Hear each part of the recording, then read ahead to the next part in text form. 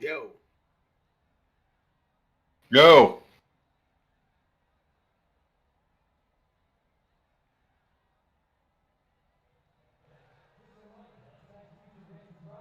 Uh, yeah. How y'all doing?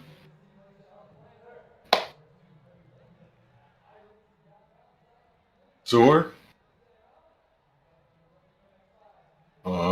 That is hard knock work, baby. Been there and done that one.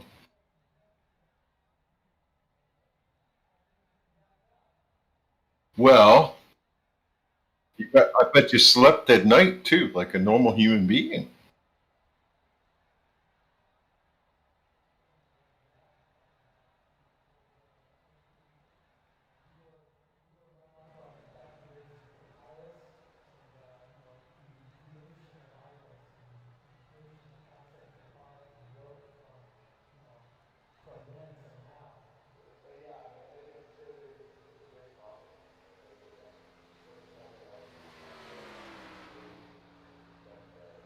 Dare I say, as the case may be, you have a friggin' thunderstorm going over. Yeah. And they're predicting another 4 inches of rain for my area.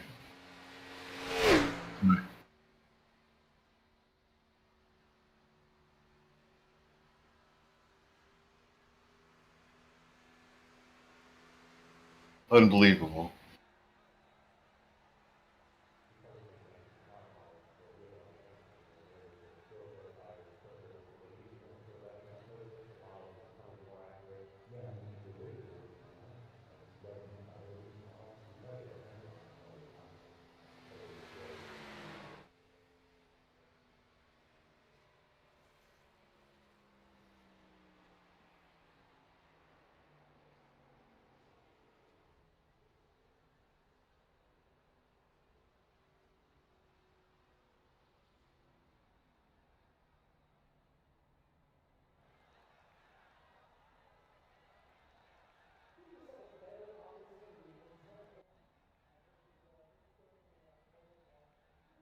Holy crap, did Gilliland get killed in the points here?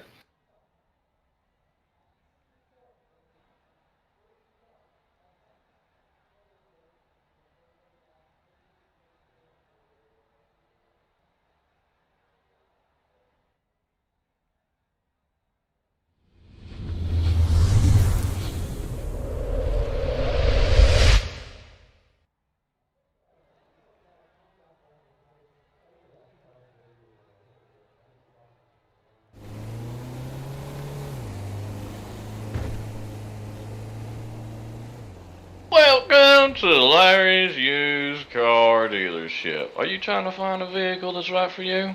This is the place to come. You know, I always had this one philosophy when I was a youngin' that my grandpappy, Mosley Larry, told me. Why would you buy a brand new vehicle at brand new prices that's just going to become used anyways? No way, man. If you take the time and just come down and buy a vehicle that's already used, and the best thing is, we got everything you need. You want to get up Chile quick? Hell yeah, Bodie Outlaw, Nagasaki, Bad Girl, get it done.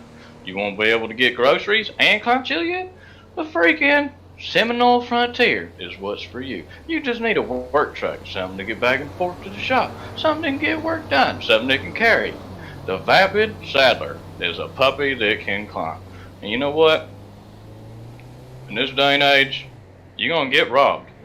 So why not have something that can prevent it too?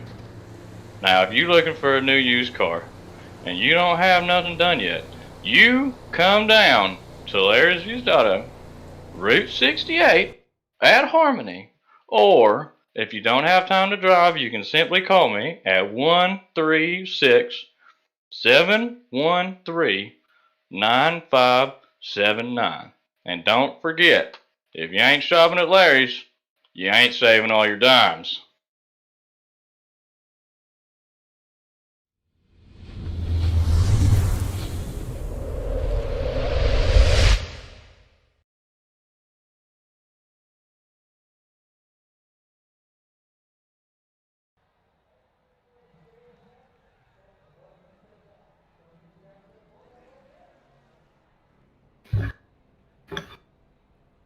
Hello, everyone, and welcome to Vidane TV's coverage of the SIM500 Esports Racing League, brought to you by Transervice Transportation and Logistics Solution. The first race of the round of 8 is in the books, and the story has been Falkingham back-to-back, and Daniel has locked his way into the championship. Tonight's show at Kansas gives us one more opportunity for someone to lock in and see if they can stop Daniel from 3 in a row. It's going to be a great race, and we're glad to have you here live with us. I'm Kevin England. And as always, I'm joined by our producer, Paul Showtime Strickland Jr. and Mr. Tim Terry. Tim, season's winding down, and we have entered that final stretch of the season.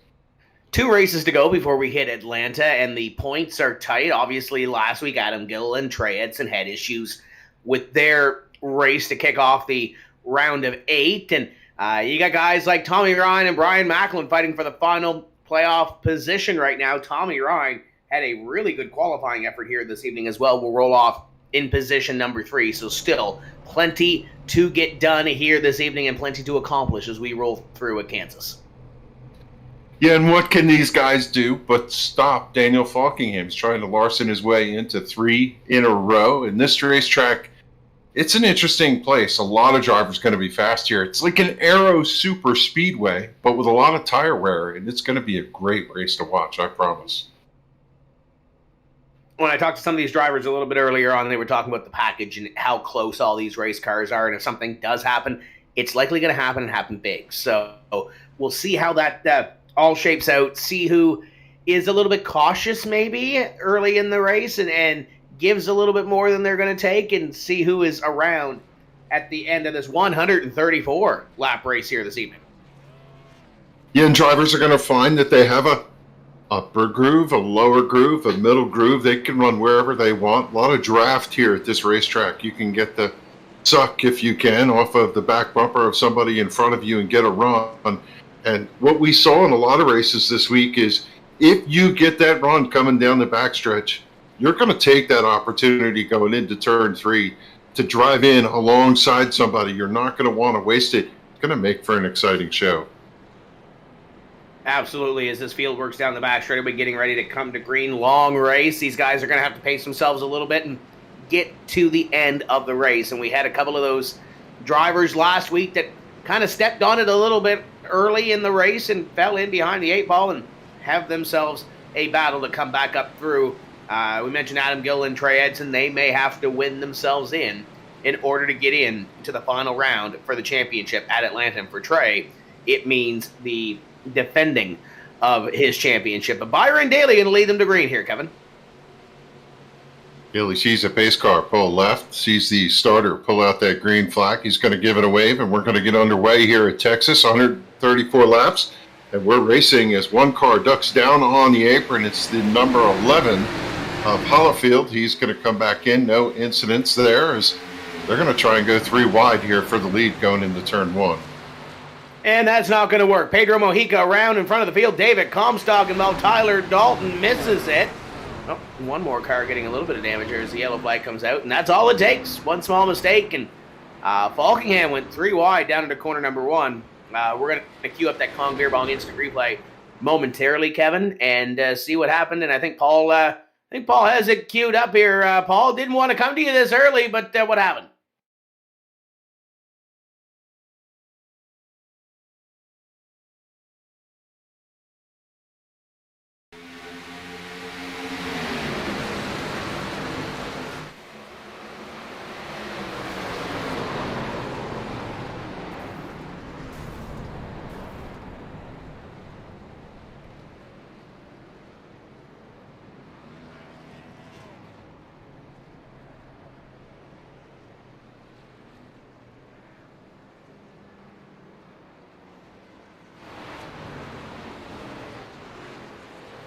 To wonder if there was a smidge of a flinch there for the 99. Looking left, seeing the 39 dive down underneath. No contact from Daniel Falkingham. He was painting that white line, missing the apron, but the 99 just tweaked a little bit too high, and we're under caution here. Lap number 1 didn't make it to the backstretch there, Tim.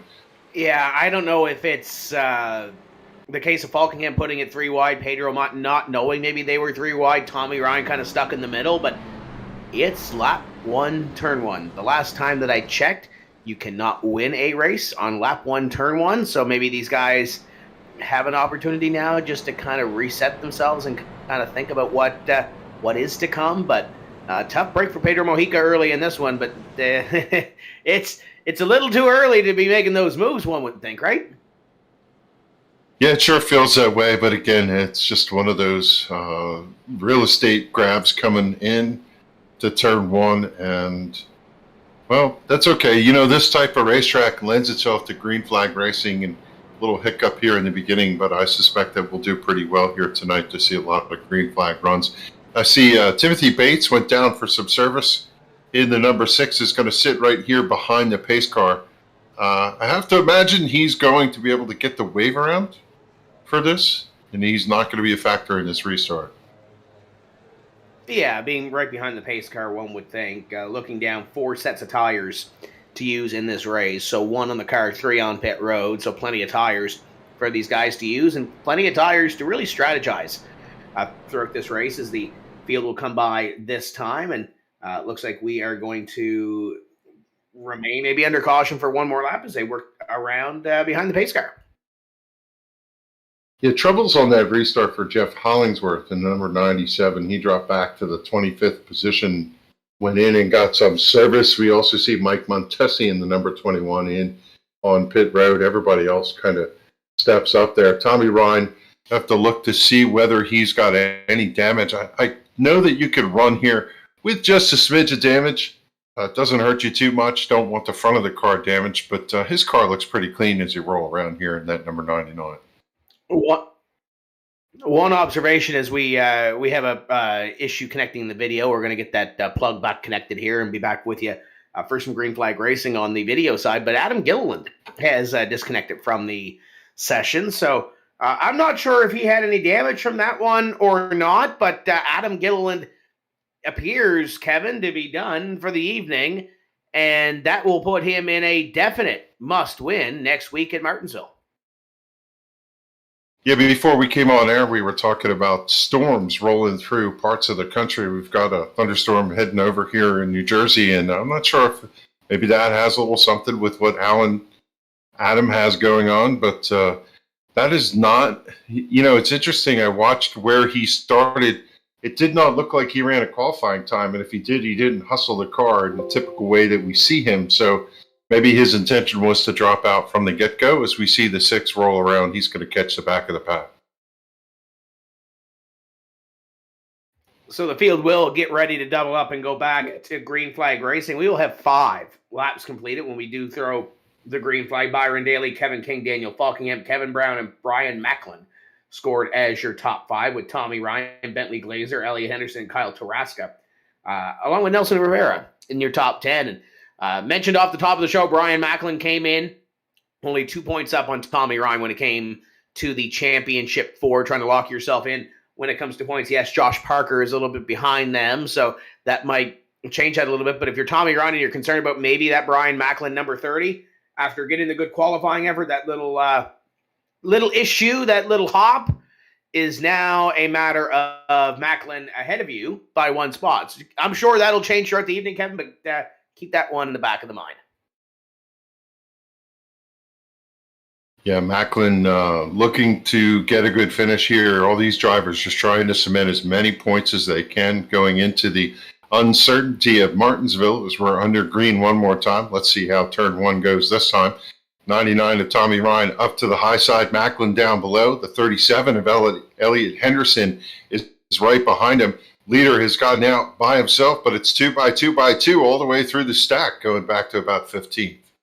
Once again, we apologize for the temporary virtual satellite truck being zapped. We are working on getting video back as the leader, Byron Daly, comes up at a corner number 4. He'll lead the first completed lap under the green flag. Kyle Turaska is on the apron trying to pick up a couple of spots just inside the top 10 to the inside of Elliot Henderson. He goes, and Nelson Rivera now to the outside. E.J. O'Rourke also working the outside of Bentley Glazer, and Elliot Henderson just outside the top 5 trying to make some moves. Yeah, they were 3 wide coming off of turn number 2 and squeezing and scrapping and fighting. And as such, we're going to have some contact, and we're back under yellow here at Kansas as the field comes off of turn number 4. Your leader going to collect the start-finish line and pick up the pace car over in turn 1, and lap number 7, we're under caution number 2. You might have had a better eye on that, Kevin, than I did. I did see Gerald Livingston and Timothy Bates have an issue at the back of the field. Doug Roth is involved in this one, as is Randy Yoakum.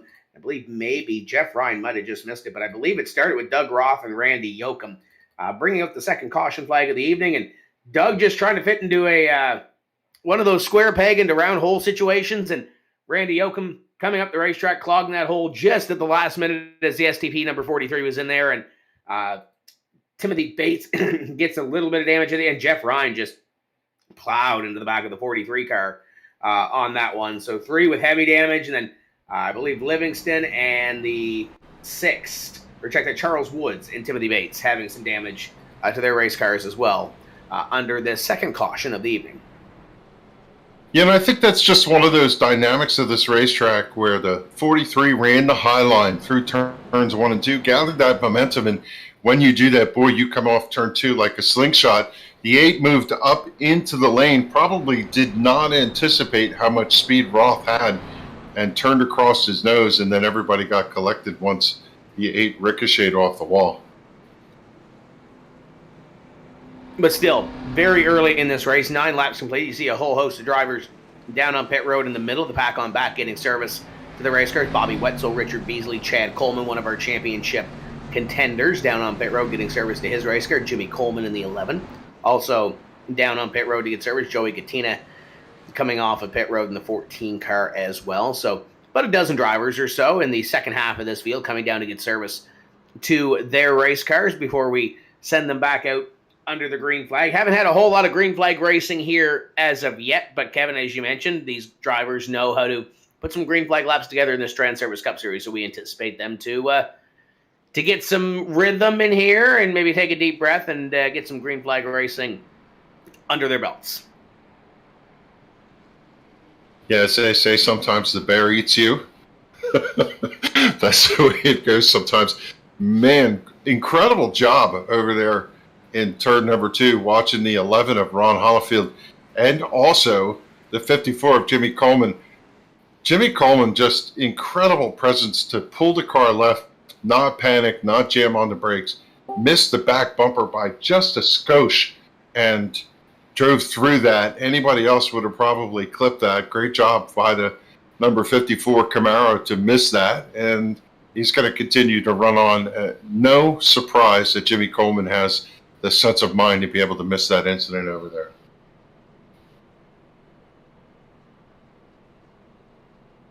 So as we continue to work under the yellow flag on lap number 10, so still early in this race, and Byron Daly has really controlled the front of this field.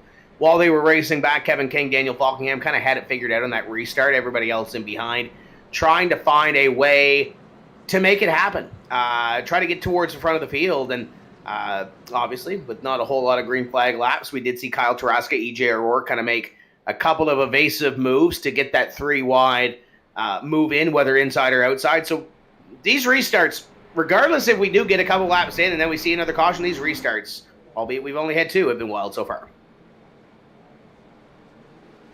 Yeah, and just updating where things are from a point standpoint, Falkingham and King are up front, Macklin is up there, Tommy Ryan is up there, but looking back in the pack, Trey Edson, he's up 7th position, started from the back, running 23rd. We'll just have to keep an eye on his storyline, whether or not he can recover from last week. We said what the situation is with Adam Gilliland out of this event early, and Edson is the other driver that needs to climb out of a hole, so we'll see. I anticipate that Edson's going to be pretty aggressive tonight. I believe Trey was down on pit road in that last cycle of caution flag pit stops and currently scored in position number 23, so has a little bit of work to do in this one, but still plenty of laps to get it done. Field is doubled up down the back straightaway. We will come back to green with the 11 laps completed here at Kansas. Kind of cool to look across the racetrack and see the Scott Simley number 12 and the 2 of Mike Kelly, both of them Verizon paint schemes running right in vicinity of each other. I don't know. Something strikes me when you see that kind of situation. It looks cool to see the cars together. And they'll start just outside the top 10 on the side-by-side row. You can see the red and the white in there about midway through the pack as the pace car is off. Byron Daly controls this restart. They'll come down and see the green flag one more time. And the Transervice Cup Series playoff race at Kansas is back under the green flag. Great start for the Valvoline number 33. It's going to be a side-by-side battle for second between Kevin King and Daniel Falkingham. And Falkingham has the advantage. You don't want to give him a leg up because you know he'll pounce. Falkingham moves to second. Here comes Kevin Brown underneath on the third position. He's got a nose ahead, but King's got the momentum and under attack for the lead. Daniel Falkingham to the bottom, paints a wide line. He's underneath Daly. Daly gets a good run to the outside, still side by side coming up off the corner. Falkingham has the advantage. He's going to come down and score the lap here. I don't think Daly is done. They're still dead heat going into turn one. Daly was scored as the leader on that last lap, but Daniel Falkingham fighting back on that inside line to try to take that lead away, but Byron Daly gets the run off of turn number 2. And where did Brian Macklin come from? Macklin in the 30 trying to take advantage here. Daly up the hill, slides up. Macklin goes down low, can't go that low. Kevin King is there, 3 wide at a corner number 4. It'll be the number 39 of Falkingham leading the lap. And oh, by the way, Kyle Turaska's come to party as well. Here comes the 18 car looking for a top 5 run. This is one of those racetracks that if you get it, you get it. And you love running this racetrack. You love getting those runs, taking those opportunities. The sense of where the car is near you as you dive through the corner and come up off the straightaways and such. Just a fun racetrack to run. And, well, where have we seen this game plan before? There's Daniel Falkingham with about an 8-car length lead. Daniel has had the number of this Transervice Cup Series pretty much all season long with 9 victories in 29 races and continuing to pick it up and lay it down. The 39 has pulled away from the rest of the field. Brian Macklin has worked his way to second with Kevin King, Kyle Turaska, and how about Nelson Rivera up here in the top 5 as well. We're going to see these drivers go back and forth all night long with the way this package is designed. E.J. O'Rourke is up here. Kevin Brown in the top 10. We've got some drivers that had to do some work here this evening, albeit early, and not a whole lot of green flag racing to do so to get up here in the top 10. You made a call earlier about Kyle Turaska running in that third position. When he shows up, he tends to be fast, and he looks pretty racy here tonight. He's running the middle to high groove in that personal comfort Ford, and looking at a super fast Brian Macklin. Macklin just has turned up the wick in the last couple races, and he's chasing down Daniel Falkingham. And E.J. O'Rourke up there as well in the 41 car, taking that outside groove. He's got the 23 of Josh Barker behind him, the 19 of Tyler Dalton also there, and E.J. O'Rourke making his way up into the top 5. He enjoys these sort of packages, enjoys these races where you have to draft a little bit and you have to use that kind of mindset and play that strategy when it comes to the air. And he's up here in the top 5 as Kevin King dispatched out of the top 5 to position number 7. Got off to a little shaky start here tonight with 2 quick cautions, but it doesn't mean that we won't be running long stint here. And I have to wonder if some of these guys who are not making a lot of noise early on are possibly saving their equipment. I'm looking back at the 38 of Chad Coleman, just kind of pacing himself back there in 18th position, riding alongside that bottom line underneath the number 9 of Bobby Wetzel.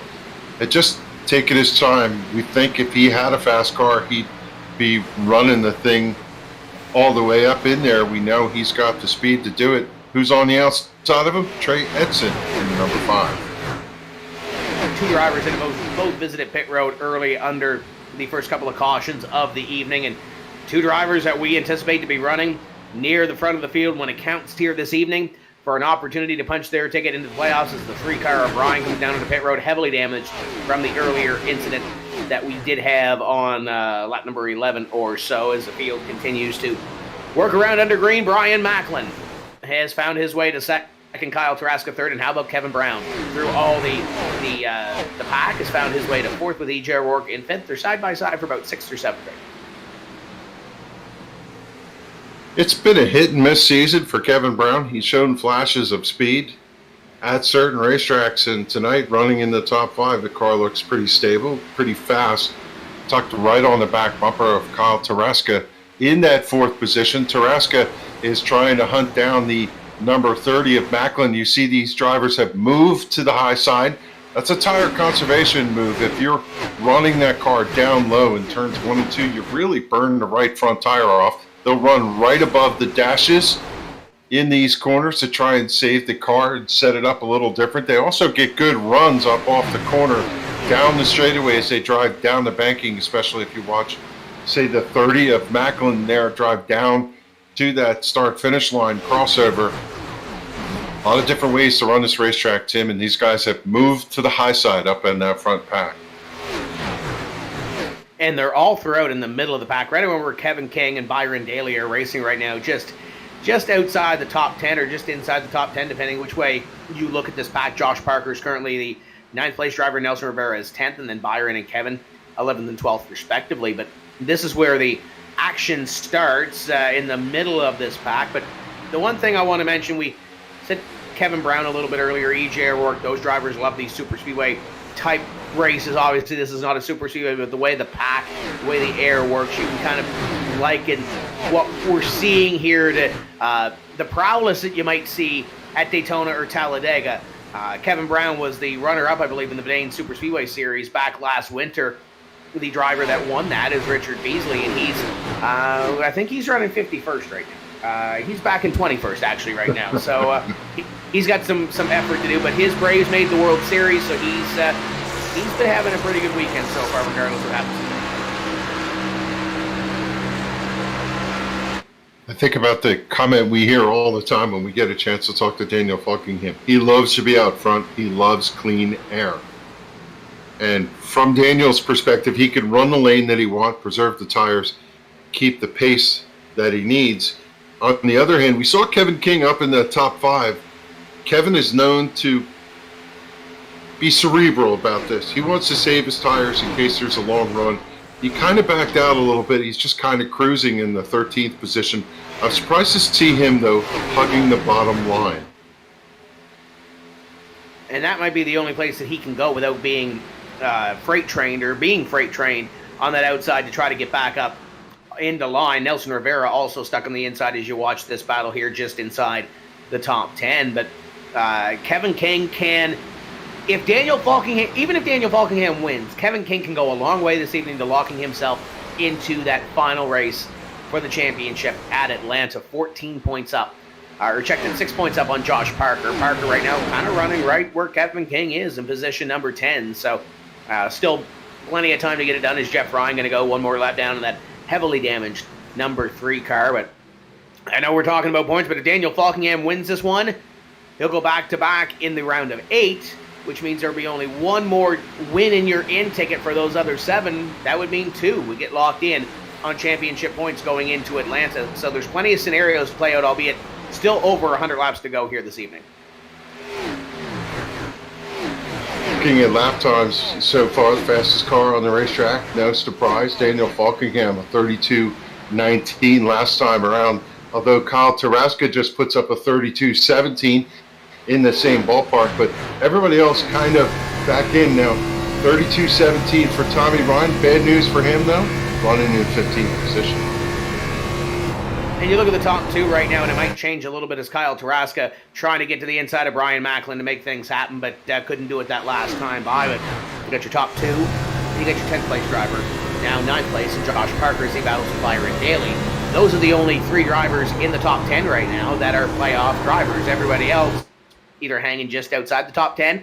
In the case of Adam Gilliland, he is out for the evening. So there are some drivers that are probably going to move in the second half or the last third of this race. And with the way this package is going, still plenty of time. Top 4 have broken away. But on that other side, Kevin, Kyle Turaska, Kevin Brown have nothing to lose here this evening. They want to go out and simply win a race. If you're Daniel Falkingham, obviously you're locked into the playoffs.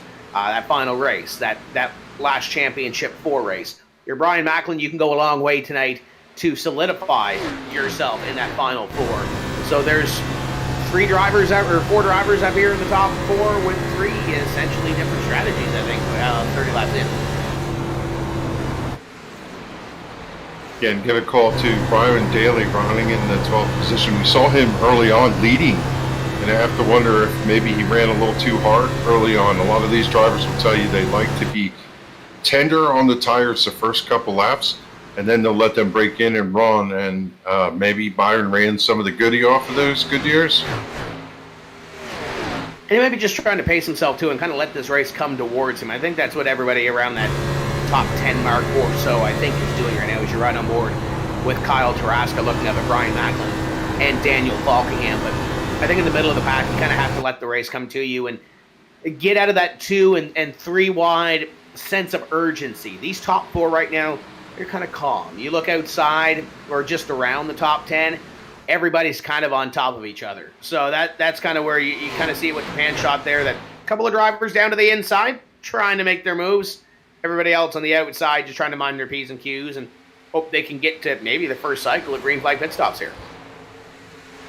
Yeah, a lot of these drivers, what we see them doing is they get the run, they drive down the banking, they come up, try to get to the quarter panel and see if they could side draft the car in front of them.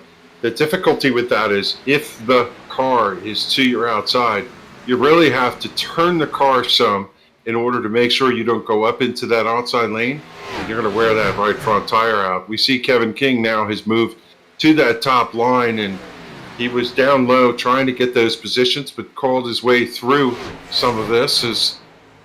I think these guys just love this racetrack. They have so much fun finding the air, finding the grooves, finding the grip. Yeah, it looks like they're having a good time trying to figure out this racetrack as the 18 of Turaska. Great run down into corner number 3. Set up Brian Macklin in the Transervice number 30. And the personal comfort number 18. Going to make it look easy. That is a textbook pass here at Kansas. He'll pick up position number 2 and now try to chase down Daniel Falkingham. And, oh, by the way, Kevin Brown looking at the back bumper, that Transervice number 30. Trying to make the same move happen here. Next time by, 100 laps to go. Oh, Kevin Brown really tight up out of turn number 2. Had to turn the car left, yawed it out a little bit, slipped back some, and that's going to take away that opportunity as we see Turaska trying something a little bit different, diving down in turn 3, trying to make some space. But again, just cannot speak to the number of laps and the domination of the 39 of Daniel Falkingham this season. He's just been untouchable so far. And we'll see if that continues on here this evening. Kyle Turaska taking position number 2. Haven't seen a whole lot of him since the early portion of the season. I know he's been busy with his midget car and doing some racing, real world racing himself. And now he's back in the sim and looking like he doesn't have any rust on him as he tries to reel in Daniel Falkingham for the lead here. And what would probably be about halfway through, if not a little bit more, on a green flag cycle pit stops if this thing decides to stay green. But Turaska pulling away just a little bit over Brian Macklin and trying to close that gap on the Lobster 207. First rate bait number 39.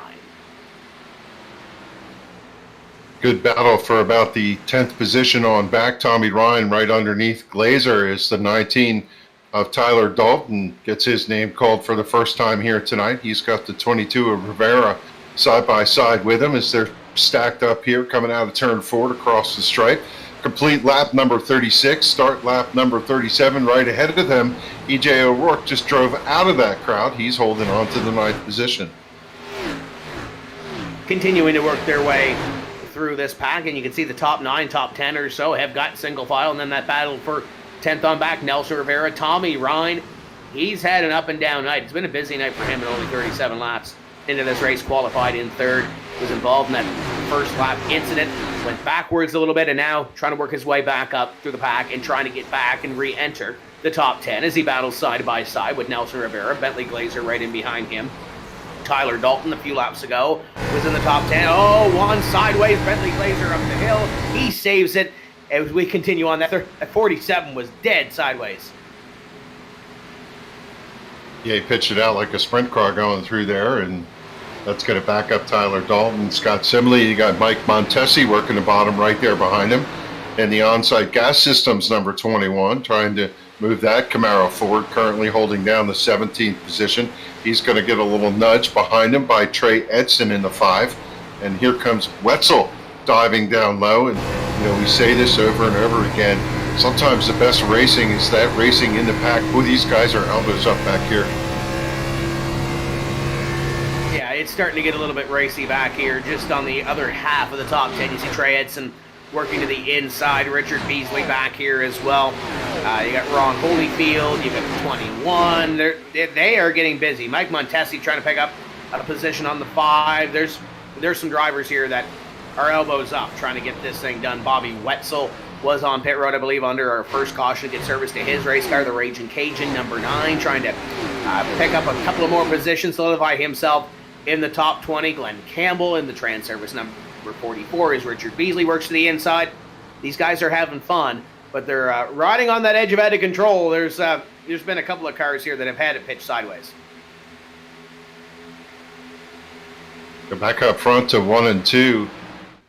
Kyle Turaska got right to the back bumper of the 39, closed in, and then kind of stalled. They talk about sometimes the aero bubble that sits behind this car. If you get too close to the car in front of you, when you try to turn it in, you have no air on the nose, the car won't turn.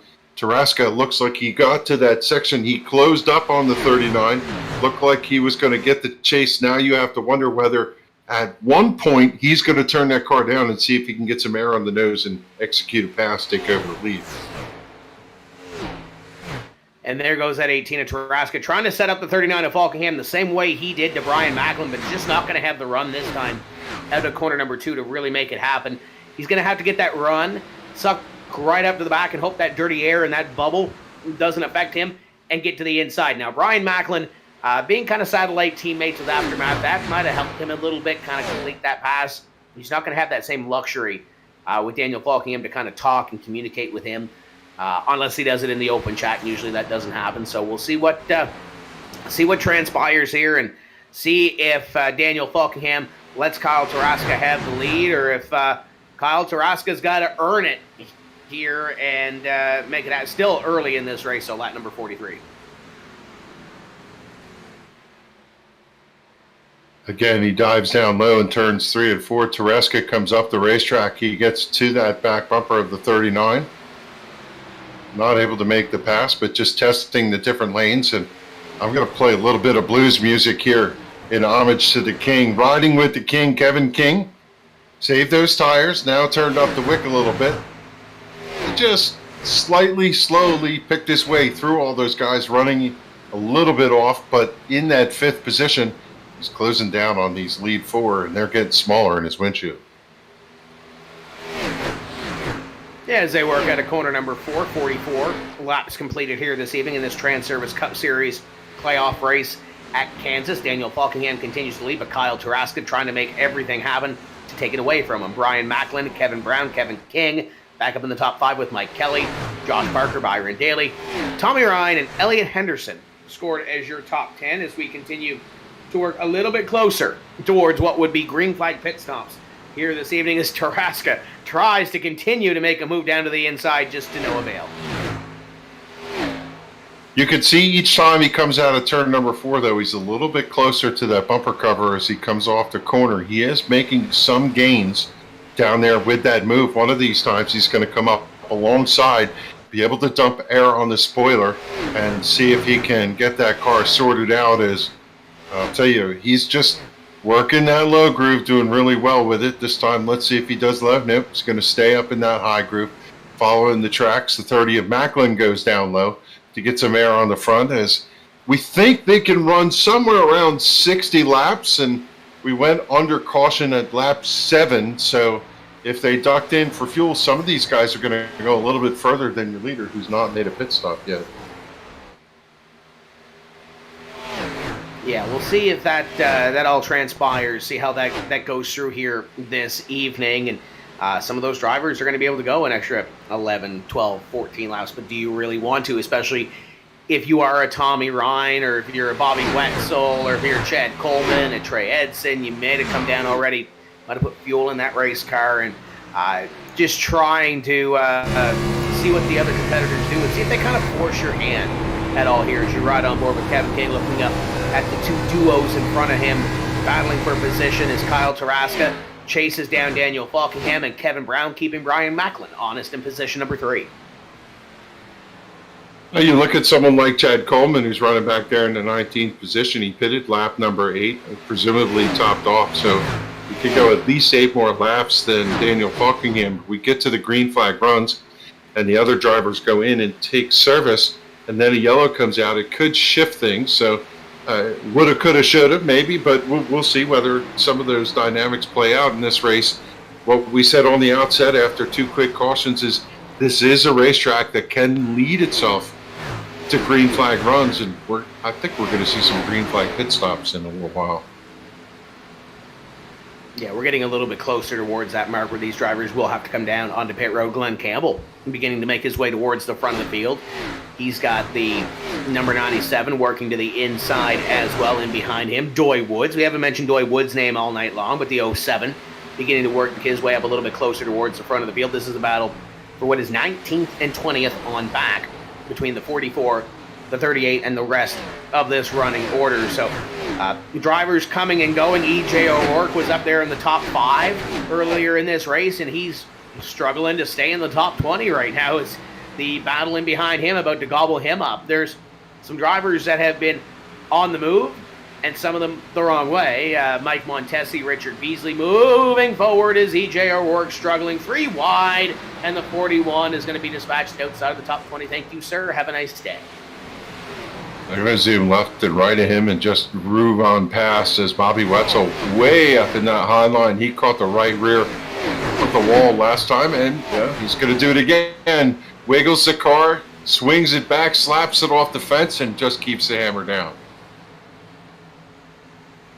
Yeah, these guys, there's some drivers that are having a handful right now trying to keep these cars on the straight and narrow and hoping for that pit stop. And if you're E.J. O'Rourke, maybe you don't want to get out of sequence, but you're kind of hoping for these drivers either to come down pit road early or maybe have a yellow flag period where you come down, get some service to that race car, throw some tires on, and hope it gets a little bit better. Because we did see E.J. O'Rourke on those new tires push his way towards the front of the field in the early stages of this race. But there are some drivers that are definitely elbows up right now as they try to hold on to their race cars prior to service for the first time this evening in this Transervice Cup Series playoff race at Kansas. So I talked about Kevin King. He was 1.3 seconds back, and I said smaller, I meant bigger in the windshield, but bigger they are. He has now caught this top 5. He's right on the back bumper, and again, continues to do the unconventional running down in that low lane where the top 4 are circling the top of the racetrack, and King has added his name to the top 5 party right there with the top 4. And just looking at this top 5 right now, when you look at them, Daniel Falkingham leading, Kevin King is in the top 5, Brian Macklin is up here knocking on the door in 3rd place, and Josh Parker's worked his way to position number 6. Those 4 drivers are your top 4 right now when it comes to the championship standings in the Transervice Cup Series playoffs. Tommy Ryan is currently 5th, and of the playoff drivers, he currently runs in position number 5, albeit back in about 8th place or so. And then you got Chad Coleman, Adam Gilliland, and Trey Edson, who let's call a spade right now. Trey Edson's working and trying to knock on the door of a top 10 run here, but other than that, they've kind of been non-factors here this evening, Kevin. So not saying that the points are a good indication currently as these drivers are running when it comes to the playoff positions, but it kind of is right now. Yeah, and of course, some of these drivers have in their minds that there's a halfway bonus for points, and they want to be up in that position. I just saw the 2 of Mike Kelly pass Elliot Henderson, who's running 9th, and drive away from him. You're going to see where the 2 is concerned, how fast new tires are. That 2 is flying right now. I believe by the look of the scoring pylon, he is the only driver to come down onto pit road to get service early, and this one's maybe trying to undercut and maybe trying something different. He's not involved in that playoff picture. He can kind of do something a little bit different. Battling for 14th place right now in the playoffs there, in the championship standings as he goes underneath the 33 up to Byron Daly. He's definitely cutting through the field in these new tires. Yeah, and for a few laps, you feel like Superman. The car just turns down. It sticks when you turn off. It just carries so much speed. compared to everybody else. And, when you're running in the back of the pack, it's no fun to be slip sliding away and get fresh tires, and it just makes the race that much more enjoyable. Position be damned. And then you see this pack in the middle half to the back half of this field. Chad Coleman trying to hold on over the 44 of Glenn Campbell, just inside the top 20 right now as they continue to work around here under the green flag. And Falkingham up front continuing to lead. And there's the 40 down on pit road. Had some issues earlier, as did the 6 of Timothy Bates. So getting service to the race cars and maybe getting a little more damage fixed from that second caution flag that we had of the evening. Yeah, watching the 6 car, it does look like they're fixing a little bit of damage on that mount before they send it back out onto the racing surface.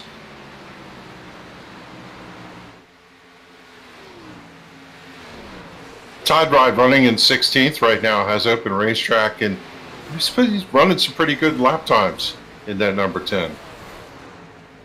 Yeah, Beasley's having a good run here in the middle portion of this race and battling up there with the number 11, and they continue to work around this racetrack. 16th place on back. The leaders up in front. Kevin King has made a move on Kevin Brown to put himself up to position number 4 and chases down Brian Macklin for position number 3 right now. So a little bit of movement in the top 5 before the green flag pit stops happen. And speaking of movement, there goes the 46 of Blazer down on the pit road. King slides down underneath. He's going to pick up that position from Macklin, and the 2 that we were talking about on fresh tires is going to zoom by him over there on the back straightaway. No impeding the progress. It's not a surprise to me when you have a tire wear track that Kevin King can work things out. He seems to be the master of backing the corner up, saving the tire, and using all the grip on the exit. And in this long run, we saw him in the beginning where he was right up in that charge to lay back a little bit, but he's driven his way back into the top 3. And Kevin Brown has driven his way onto pit road, surrendering a top 5 position to come down to pit road to get service on his race car. So the first of the top 5 decide to blink. We'll see when Daniel Falkingham and the rest decide to make their way down into pit road. But Falkingham stays out on the racetrack to lead one more lap as Kyle Turaska continues to drive in the tire tracks of the 39. Yeah, and one of the things Daniel's going to have to deal with is he's going to come upon some of the slower cars. They just passed Doug Roth in the 43, and the 2 of Mike Kelly has inserted himself between first and second.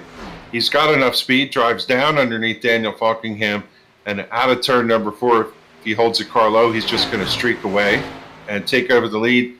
This might mess up Daniel's air as he talks about it. Daniel tucked in right behind him, and we'll see whether the 2 is still fast enough to drive away. In fact, 4 car lengths he's going to gain here through turns 1 and 2. So you have to look at it from a leader standpoint. You start thinking, boy, I'd really like to have some fresh tires like that.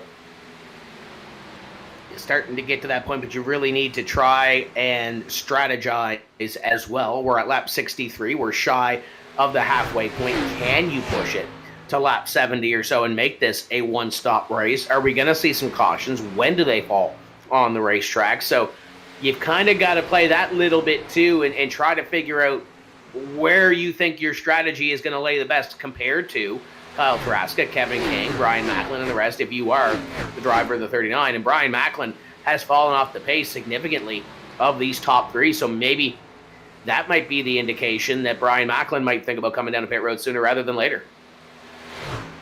And possibly that the 33 is going to head to pit road this time by. He comes out of turn 4 and he has hard on binders. Daniel Falkingham nearly got into the grass coming on the pit road. He had to woe that thing down. Kevin, we don't usually see that from Daniel Falkingham. He's a little bit not passive coming on the pit road, but not that aggressive attacking the line. Daniel Falkingham got everything he could there. Yeah, certainly smoked the tires, but the good news for him, it's 4 tires in fuel. They're coming around doing the right side. Service on his Camaro is right in front of him going in the box is the 99 and the 33. Byron Daly, 4 tires and fuel. As Falkingham's left side is done and fuel is done, down and away goes the 39 to return to the racing surface. And at the other end of pit road, Kevin King and Kyle Turaska are on pit road. They were racing each other down towards the line. Kevin King gave everything that he could to Kyle Turaska coming on to pit road, and now both of those cars will get service. You saw Brian Macklin on your screen for a moment. He is scored as your leader, and we would anticipate him down sooner rather than later. Elliot Henderson in second, and Trey Edson, one of those drivers that came down pit road earlier this evening under one of the cautions, sits now in position number 2 as Henderson surrenders second.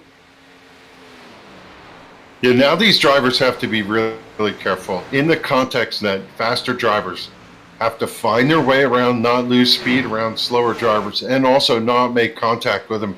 These drivers have to be really careful as they're entering the corners to look up in their mirrors and make sure nobody's going to run them over. You see the 23 of Josh Parker, watching him go through 3 and 4, waving his hand out the window. He's going to duck in and go. He has to make sure no one's going to run him over here as he gets down to speed and go to pit stall. Parker and Dalton coming onto pit road at the end and racing their way down. Brian Macklin remains on the racetrack as he will race down the back straightaway on lap number 68. Anticipate him, I would think, to come down pit road this time as Trey Edson works the outside of him. So new leader Trey Edson in the 5. Brian Macklin, we think, is down onto pit road this time as he is slow and taking the cautious approach to head towards pit road as he will light it up here, lock it down, and come on to pit road. Yeah, pretty impressive stint for Brian Macklin in the 30. He made it to lap 68. 67 is halfway. Now, we did have 2 cautions riding around on pace laps in the beginning, so I don't know if that equates to the 30 being able to make it all the way and this being his final stop, but good run for him to make it to lap 68.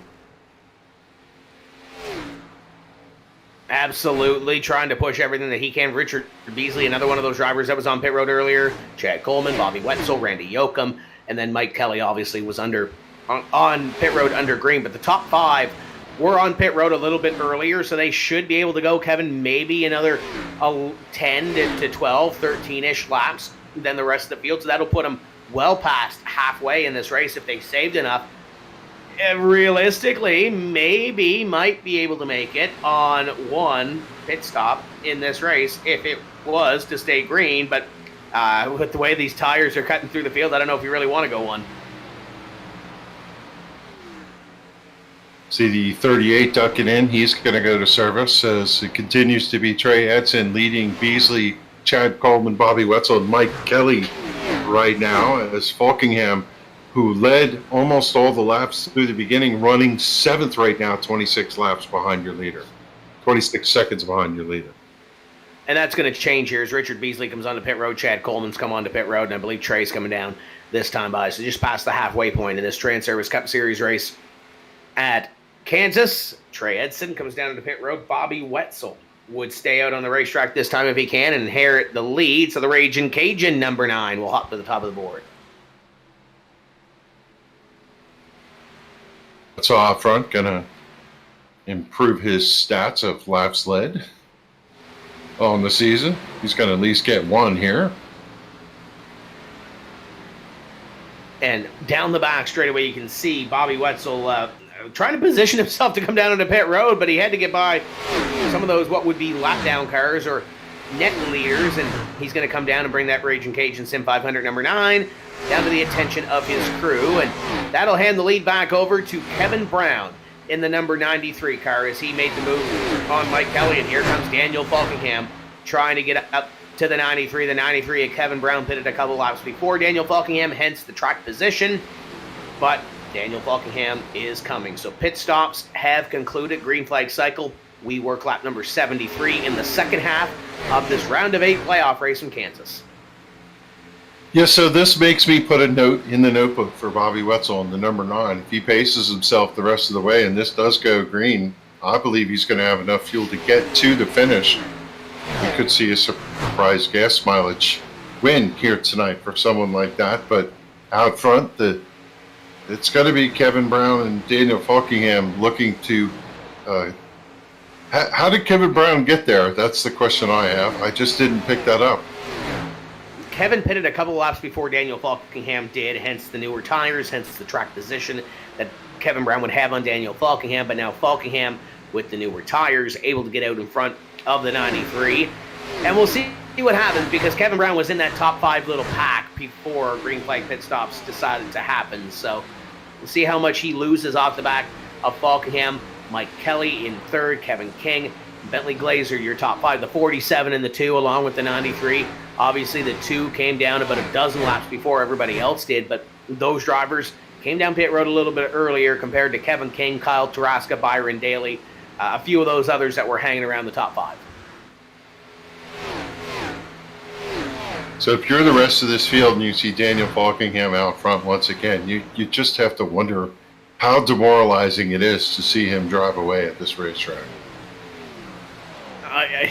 They're used to it by now. They've seen Daniel Falkingham pick up 9 wins so far this season, trying to pick up 1 more here, but there's still plenty of laps to get it done. Lap 75 completed in this race of 134 to run, so you've still got 59 laps to really get the job done.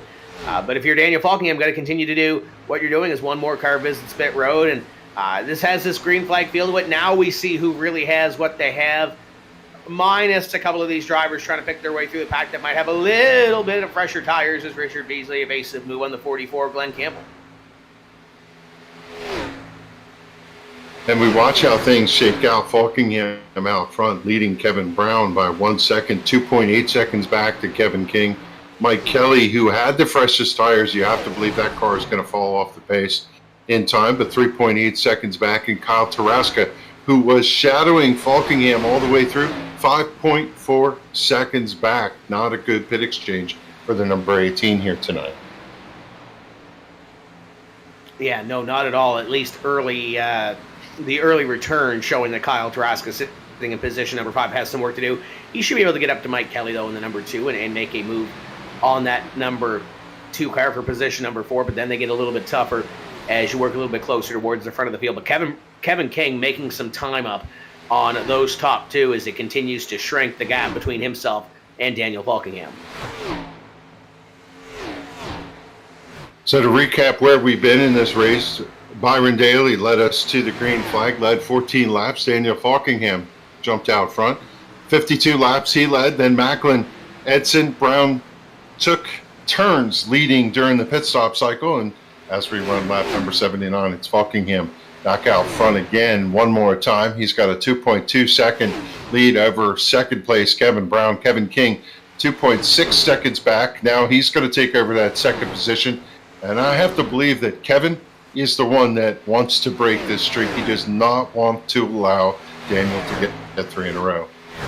If there's anybody that's going to go to victory lane that maybe is not named Daniel Falkingham this evening, I think it's either going to be Kevin King or Kyle Turaska, based on the cars that they had in the first run and based on how those cars continue to work. Kyle Turaska continues to close the gap. Now, he's not necessarily closing the gap on Kevin King, but he's closing the gap on Kevin Brown and Daniel Falkingham, which would put him in a net position number 2, I would think, or at least up there in the top 3 battling for something, albeit he is 5 seconds in behind Daniel Falkingham and a good 2 seconds plus back on Kevin Brown. So as they work through traffic and traffic works through them with fresher tires, you have to keep an eye on where Turaska is running compared to Falkingham, King, and Kevin Brown in the top 5. This racetrack going through a little bit of cloud cover. It almost looks misty in the way that it appears when the clouds come in. And then over there in turns 4 to the front straightaway, there's a little bit of sunshine. You could see the shadows coming off of the cars from the grandstands, but mix of heavy clouds on the turn 1, turn 2, and sunshine in turn 3 and 4. It's got to change the way this car drives a little bit as you go through the corners.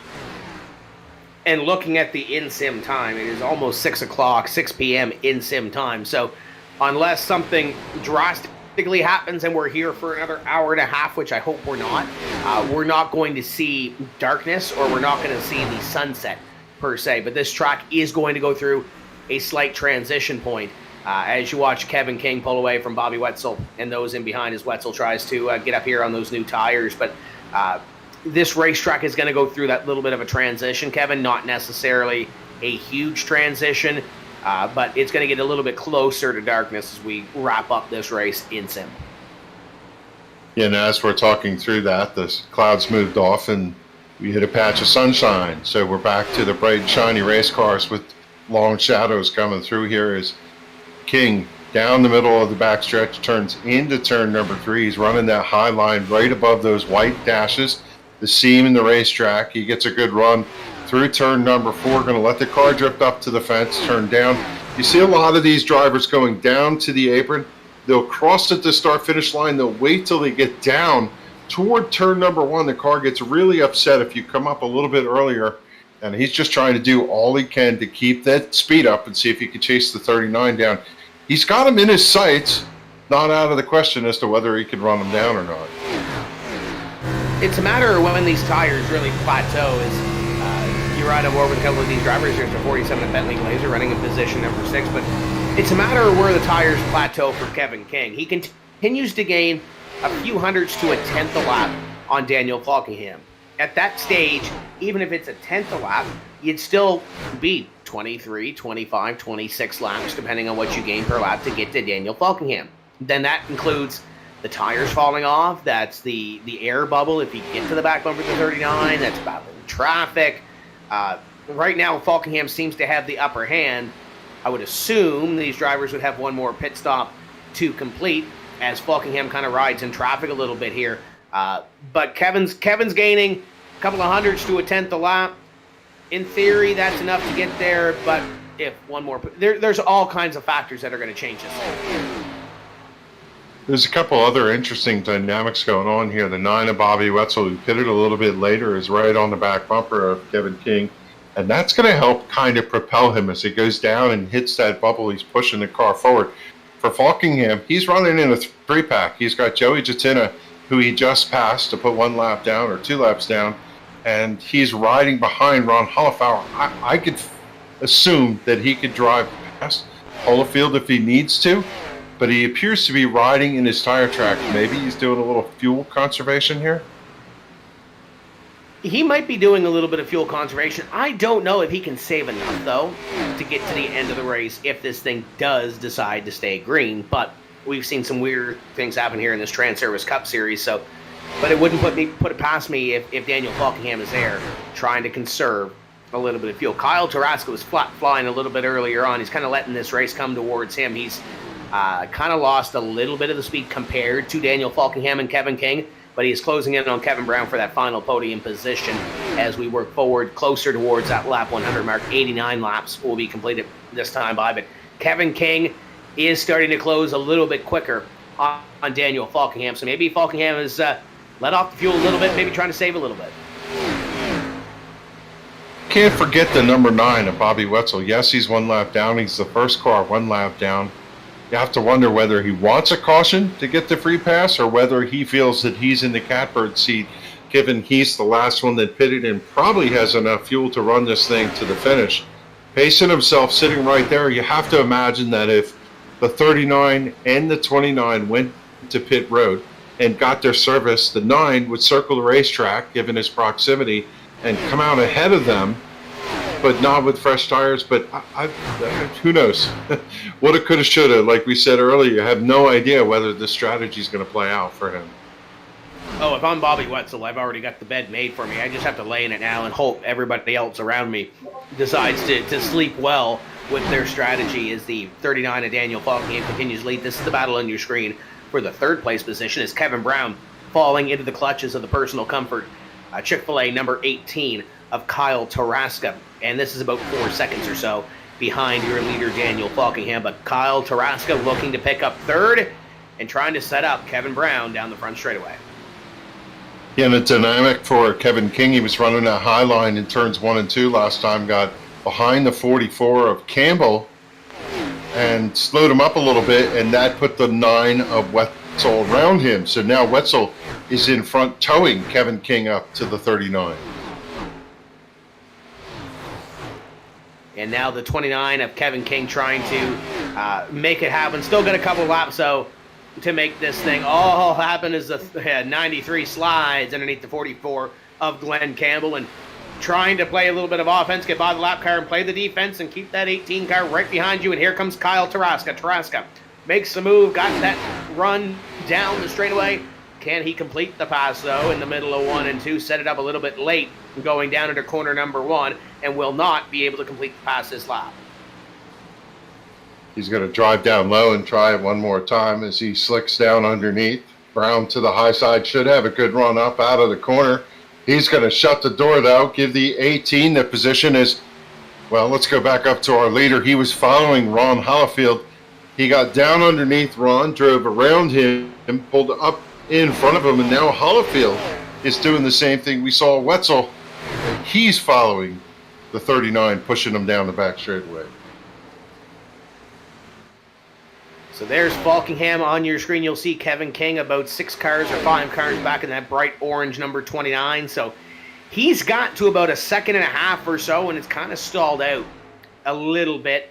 And now Kevin's got 3 pieces of lap traffic to pass, or if you're in the case of Bobby Wetzel, maybe try to get that tow from that 9 to get up there. You ride on board with Daniel Falkingham as they ride down the back straightaway and continue to pick up and put laps down.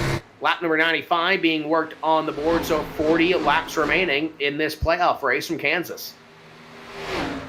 Out in front of our leader, Daniel Falkingham, about a half a straightaway up. There's a side-by-side battle with a couple slower cars. Pedro Mojica down underneath the 41 of E.J. O'Rourke. That's going to disrupt the air for the number 39, but it also will create a sniff of a draft for the 39 as he tucks in closer to those 2. And Falkingham continues to inch away from the drivers in behind him. And Kevin King continues to close the gap. A little bit of cat and mouse being played here, but I do believe these drivers, Kevin, are going to have one more green flag pit stop if this thing does stay under the green flag and continues the pace that they are, as Kevin King to the back bumper of Bobby Wetzel, trying to either get by him or give him a shot. Yeah, I think that's that dynamic where we talked about when you run through 3 and 4 to the high side, drive down the banking in turn 1, you're going to get a run. And he just got that draft and got to the back bumper. Propels the 9 forward going into the corner, and both of you run faster laps. We'll see whether he's going to play that same harp again as they come down the front straightaway. Not as good of a run this time, but here he comes. He's got the charge. He's going to close in within a car length as they get to turn 1. Working again through corners number 1 and 2, and the 29 at Kevin King, I think, might have lit a fire underneath Bobby Wetzel's car. And this is about the time where Kevin King, Daniel Falkingham, we said it for the last 3 or 4 laps. The gap has kind of stabilized between those 2. Kyle Turaska in third hasn't been able to make any gap either. So these 2, kind of a cat and mouse game right now, playing dirty air if you're Kevin King, and kind of playing a couple of lap cars at the same time. And give a call to Turaska. He was back a little bit after those round of pit stops, but he's driven himself up to third. He's just under 3 seconds behind your leaders. Kevin DeBrown, he's slipped back just a little bit. Byron Daly running in fifth, still having a solid run. And I just have to say, what a yeoman, workman-like job Tommy Ryan has done through this chase races. He's running in 6th, holding off Josh Parker right now, doing what he needs to do in the 99. Yeah, throughout the field there are some drivers and there are some stories to be told. And that Tommy Ryan, number 99, this could be a championship and a season-defining race if he can continue to do this and solidify himself a little bit closer to what would be a top 4 championship 4 spot. He's battling Brian Macklin, Josh Parker for that spot. Obviously, he's battling Kevin King too, but he's standing to gain at least 1 point on Parker at this point and gaining a couple of more points on Brian Macklin. So Tommy Ryan right now putting himself in a position to lock himself in through Martinsville and go in and battle for a championship in Atlanta. Yeah, and a decent effort for Trey Edson in the number 5, currently in the 10th position. He's up 20 spots from his starting position, but it's not good enough. It's not good enough. When you have Falkingham, King, Ryan, Parker, Macklin all ahead of you in the points and all ahead of you on the racetrack, the only one you're beating is someone who's not that much of a concern in Chad Coleman, who's not had a good night here tonight. You just got to do more for Trey Edson. it's going to be a win in Martinsville, or call this a season. Defending champ is not going to have a run if he can't get the victory next week. There's going to be a couple of drivers that are going to have their back against the wall and win a race. And obviously Trey Edson, Adam Gillen going to probably be two of those that are going to be in that position, but they will not be alone. Chad Coleman came into this race in position number 6 when it came to the championship standings. And Chad's struggling a little bit, about 15th, 16th place right now. And then we documented the Tommy Ryan, Brian Macklin, Josh Parker, Kevin King battle. That is going to be a battle in points coming down to the end of this one, unless Kevin King's able to pop a win. Off here is one on pit road. That's Tyler Dalton in the number 19. So maybe some of these drivers at the back half of the field, maybe short pitting, knowing they can't make it to the end on fuel, maybe forcing their hands right now. Tyler Dalton then gets his service. The question is, will he go a lap down? And the answer is yes. So he has to hope that everybody's going to cycle around, but he'll have fresh tires and maybe he'll have enough pace to drive around your leader at this point. And you'd have to think the benchmark right now would be Bobby Wetzel. Bobby Wetzel is that driver that went the longest on his stint at the start of the race, albeit they did come down pit road early, about lap 10, lap 11 or so on that caution. But if Bobby Wetzel can make it, I think that's the measuring stick right now with the number 9. So if you are Tyler Dalton, if you're Joey Katina, you just came down pit road, that is really where you've got to watch as the 39 catches Pedro Mojica at a bad point and goes down to the inside. That was close. Suddenly, Jux by our leader goes through cleanly as the 59 comes back up. He finally caught Pedro Mojica. He's absolutely sideways. Pedro gives him a little tap. That's kind of a surprise. You would imagine you're not going to hang on the back of that 39, but Pedro looks to see if he can get by him. Yeah, Pedro looks to the inside, and that's about all it is right now. But maybe Pedro wasn't necessarily too happy with the way that the 39 raced him there to put him a lap down. But they are both in the same channel. They're both on the same team, Kevin, so one would think they'll just take a collective deep breath and get back at it. To look at the pit stops going back through the notes. Trey Edson, who's running in 5th, he pitted lap 71. One lap earlier than Bobby Wetzel. Kevin Falkingham did it again coming on the pit road. That thing was dead sideways coming onto pit road to get service to his race car. I do not know how he didn't wreck that race car coming down. He's Daniel Falkingham. That's all I'm going to say. But maybe Trey Edson's playing this. He's the one with, he doesn't have as many laps in the tank. But maybe the 5 has what it takes to sneak a win out here. If you're Trey Edson, you really have nothing to lose right now. You came in 57 points off of the point leader. You came in 27, 28 points off of a playoff berth when it comes to points. You really have nothing to lose and everything to gain right now if you're Trey Edson. Josh Parker scored as the leader still, but if you're Trey, you've got nothing to lose. If you're Richard Beasley, if you're Nelson Rivera, E.J. O'Rourke, you're not in the playoffs. You don't have anything to lose right now. You have everything to gain by picking up a victory and getting that little bit of fanfare. If you're Chad Coleman, you might be able to back yourself into a victory, and you're kind of in the same situation that Trey Edson is, where you're not as bad off when it comes to points, but you still have a little bit of a mountain to climb. So there's still some strategies to be played off here. Is the 99 of Tommy Ryan going to try to work to the inside and unlap himself and get by the leader, and he does. So this becomes an interesting race of whether or not some of these guys have played this pit strategy correctly and whether they can hold off the faster cars. Josh Parker pitted on lap 67. I think it's a stretch to say that he can make it. I guess we're just going to have to wait to see what happens. I also see Bentley Glazer pitted lap 96. So he, running in 8th, is ahead of everybody else. He's certainly got enough fuel to make it to the end. As you see the 93 of Kevin Brown go to the inside of the leader, Josh Parker, to unlap himself. That'll be the 15th place car. And he is your second place driver, I think, net, coming off of pit road behind with Kyle Turaska right there. as well. So keep your eye on that if these drivers do decide to come down to pit road. And the other side of that too, Kevin, would be Bentley Glazer would have enough fuel to make it to the end. We believe Bobby Wetzel might have enough fuel, but Daniel Falkingham, check that, is your net leader. Kevin King actually in front of him, and they are going to pass Bentley Glazer this lap.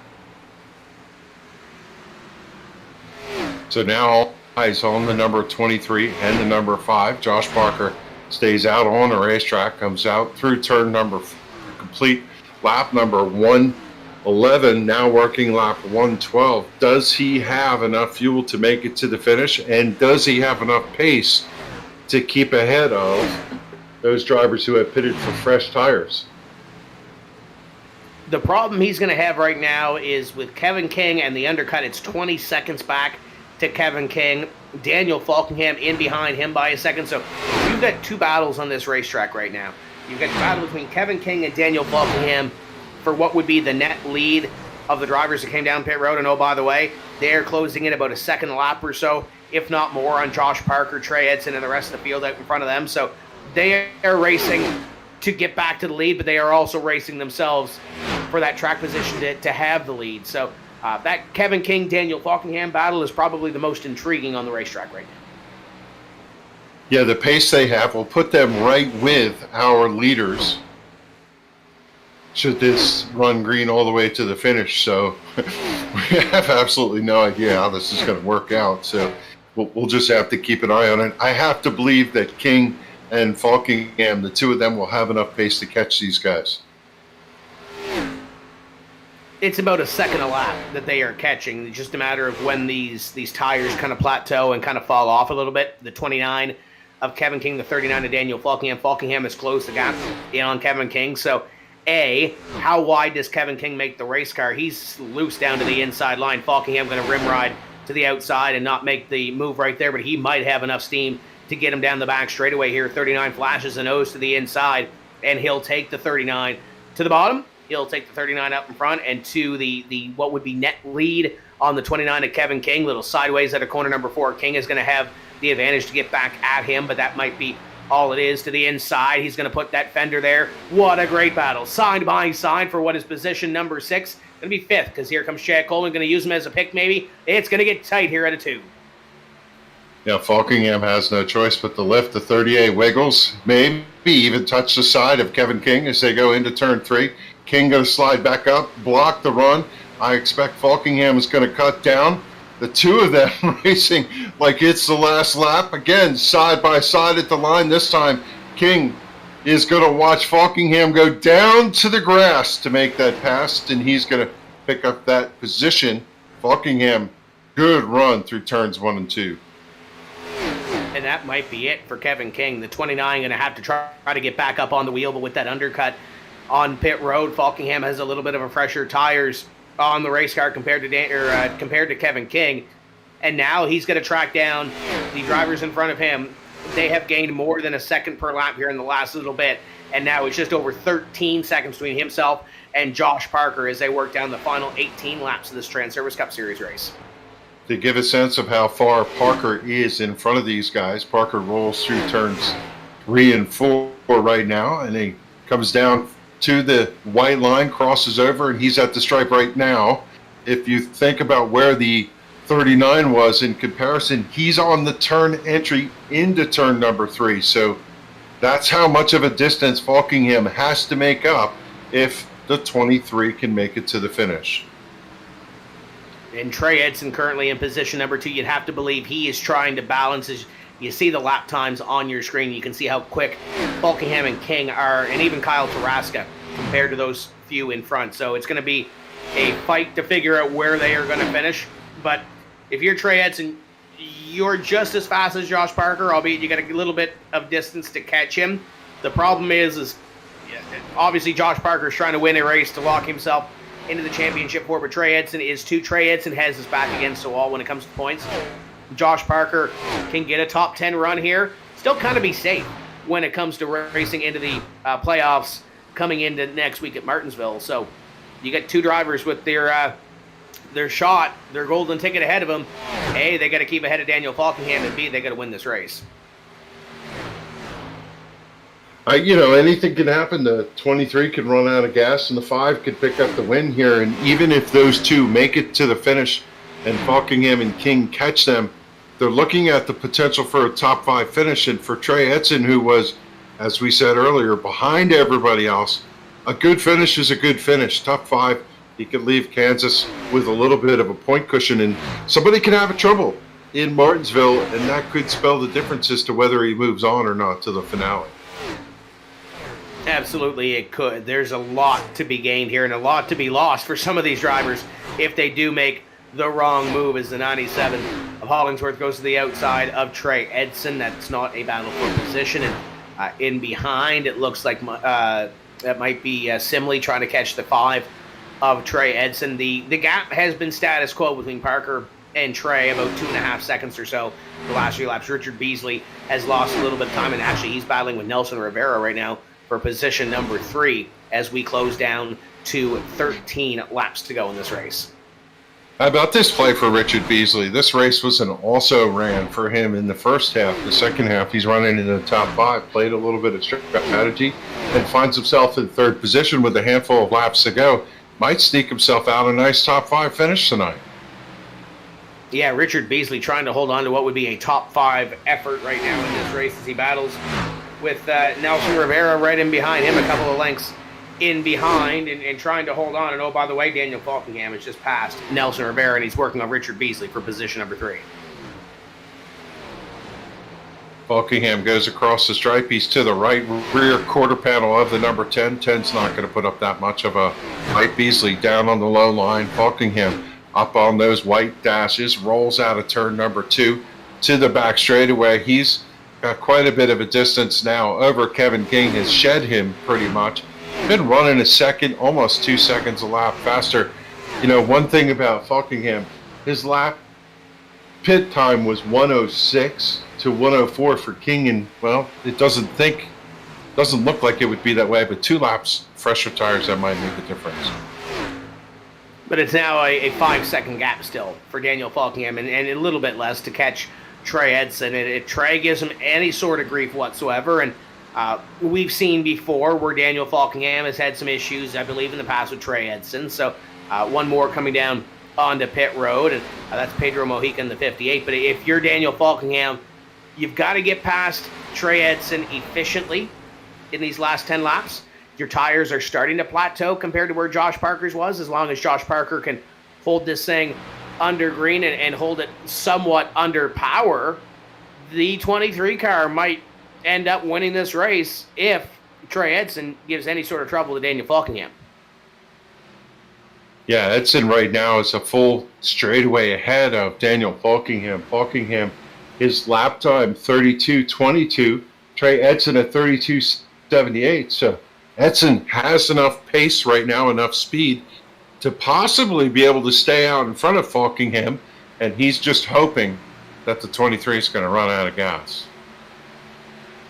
He's hoping he loses a little bit of pace. Daniel Falkingham, though, is closing. I think he's going to be there. The question is how much effort does Trey Edson, how much effort does Josh Parker put into keeping the 39 in behind? As the 23 comes onto pit road, never mind, he's going to come down and get service to his race car. So he's going to abandon ship, and Trey Edson will move back to the lead, and now it's only 4 seconds between Daniel Falkingham and the leader. Edson in the 5 assumes command. He comes off the turn 2 banking to the back straightaway, dives into turn 3, following in the footsteps of Scott Simley in the number 12, just back enough to possibly get a little bit of a draft. Have to wonder if he could see the 39 way back there. Sure, his spotter is telling him what's going on. And if you're in the 5, you have to strike that balancing act of be out front, you need to win, save fuel, get to the finish. Yeah, you've got to try to get yourself to the finish of this race. I think that's the easiest thing to do, but it might be easier said than done, as there is Nelson Rivera onto pit road. So Trey Edson, Richard Beasley, the only two out here is Chad Coleman comes onto pit road that are on the same strategy, trying to stretch it to the end. And one would think with the rest of the drivers coming down to pit road, it's going to be a hard stretch for Trey Edson and Richard Beasley to keep out here. Now, there's another scenario that could play out. A late caution would take everyone to pit road at this juncture. I'm sure they've all got enough tire wear that they would want to go get a fresh set of tires. And given the long green flag run, everybody's got a set. So I'd imagine it would be feeding time at the zoo. If you're the 5, if you can't hold off the 39, then maybe what you're hoping for is a late race caution and defend that position. But you can't bank on that. 5 laps to go from Kansas, and Trey Edson trying to punch his ticket into the championship 4 to defend his Transervice Cup Series title at Atlanta, but he is running out of time, and one would think he is running out of fuel, albeit if anybody can stretch it, it may be the driver of this number 5.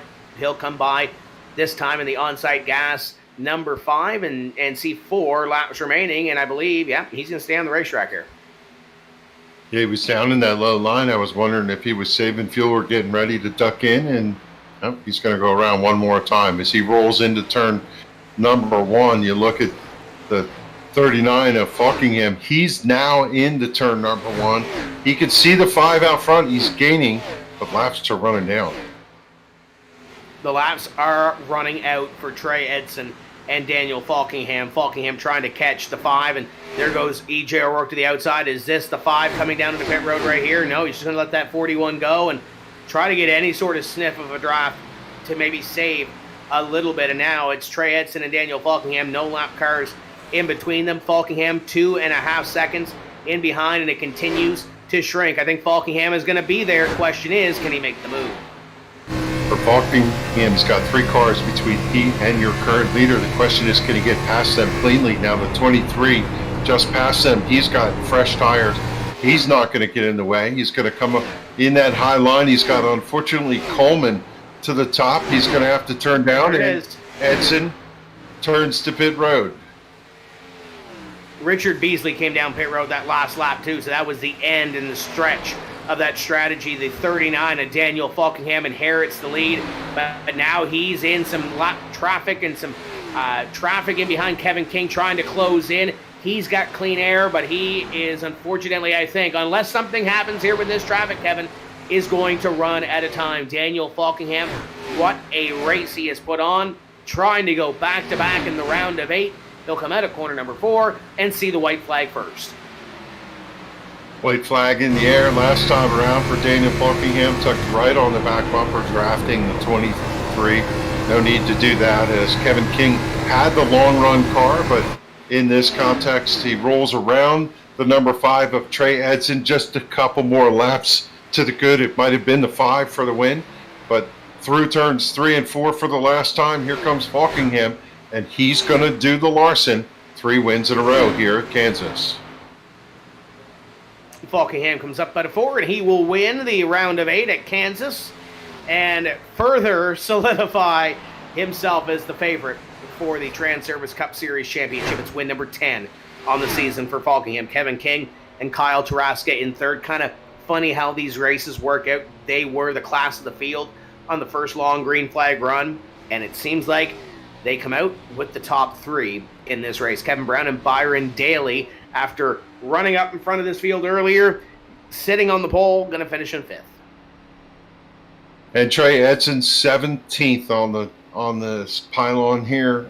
It's so close to getting himself a victory, just a couple laps short on fuel, and he'll have to race him at Martinsville to see if he can get himself to the championship. Give a call out, though, to guys like Trey Edson and Nelson Rivera and Josh Parker and Richard Beasley, who tried to make it happen but just couldn't, as Falkingham lights it up again on the front straightaway. This is his 10th victory of this SIM500 Transervice Cup Series season, and celebrating not only solidifying himself as probably the favorite in the championship, but preventing Kevin King, preventing those guys behind him from locking in. And Daniel Falkingham, congratulations on the win. How were the nerves coming down to those final couple laps, knowing that Trey was trying to stretch the fuel? Yeah, I knew some guys were going to try to one-stop us as we had all those early yellows, and I thought with how many yellows we had, I figured they were going to try to do it. But, man, I really thought Trey was going to make it there for a little while, but he waited till like the very last second for a yellow, tried to get that caution, and he never got it. And thankfully we were able to come out on top. Glad it went green, and that way we held on, and looks like we're going to be the only ones having fun at Martinsville next week. 10 wins on this season and the second straight in this round of 8. You mentioned you're the only one that can kind of have fun and have a little bit of breathing room at Martinsville, but how big is this for Kevin King to finish behind you and all those other playoff drivers and not being able to lock in and you preventing that? Yeah, it definitely feels good. Definitely trying to beat these guys. I know Kevin's like was one of my fiercest competitors on the track each week. It's definitely have a lot of respect racing him and whatnot. But I feel like as long as he has a smooth race next week, he should be in the Final Four with me. But I feel like it's going to be all up for grabs next week. So, yeah, I mean, it was. I definitely thought Kevin was going to get us there when he pitted before us on that last green flag run. But thankfully, I was able to pick the right lines, make my way through traffic, and I was able to keep tires on until we got out in front of him. So I didn't want to wait too long, or else my tires would probably evened out in the dirty air. So yeah, thankfully we got him at the right time. We were able to pull away there, and then it was just able a game to the end if people were going to make it on fuel or not. And then you said that 10 wins on the season now. Can't believe you say that. It's crazy how much of a strong run we've had in the playoffs so far, and hopefully we can keep this going maybe for the last 2 races. Well, you're going to try to rack up one more next week at Martinsville, but what's the strategy going in as a driver with not necessarily any pressure compared to the rest of this field? Well, the good thing is I don't have the points race, so definitely don't have to worry about the halfway points. Definitely can go for broke, so even go try to go get one more win, maybe sweep the round of 8, and we'll see. Try to see who can make it to the Final Four next week. Just let the race play out itself, and then we'll just see. We'll see how the cars fall next week. So definitely gonna have a lot of fun next week for Atlanta. Who's on this race car who helps you get to the racetrack every week? Yeah, I got to thank First Rate Bait Lobster 207 for all their support. I also got to thank you guys for being on the broadcast each and every week. You know, it's coming down to the final few races for you guys, so thank you for all you've done all season. I got to thank Joey and all the guys who run the show at SIM500. Got to thank everyone who comes out and races each and every week. Got to thank everyone at Team Name, Chad Coleman, David Comstock, Josh Parker, Kevin DeBrown, Pedro Mojica, Byron Daly, Doy Woods. I think I'm missing people. Shout out to Kevin King helping us out tonight, or working with them as well. Yeah, I just got to thank all the fans who come out and watch each and every week. Got to thank Transervice for sponsoring the series, and thanks to all my friends and family watching as well. There's Daniel Falkingham, the winner here this evening, his 10th win of the season on this SIM500 Transervice Cup Series. We're going to go down to Kevin England with Kevin King, and it's a good thing, Kevin, that Mr. King showed up, because if not, I know he was doing some other obligations here. We were about to go get Richard Beasley. Yeah, Kevin, I'll tell you what do you got to do to get yourself a win in one of these things? Falkingham is on fire. Honestly, I felt like I was in a really good position. I had really good long run speed. I caught the pack basically by myself. It just, once that happened, you know, pit stop started.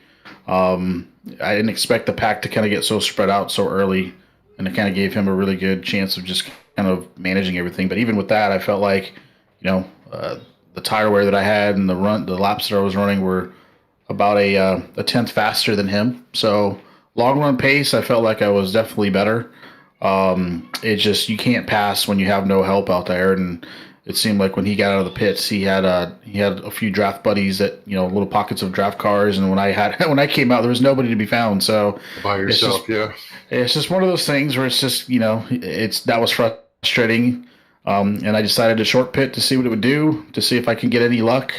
And of course, there's no luck to be had. So it's just one of those things, you know, finish second, it's not bad. It's just, it's frustrating when you know that you have the speed to win the thing, and you have the tire wear to win the thing, and the long run speed and all that stuff. It just doesn't happen.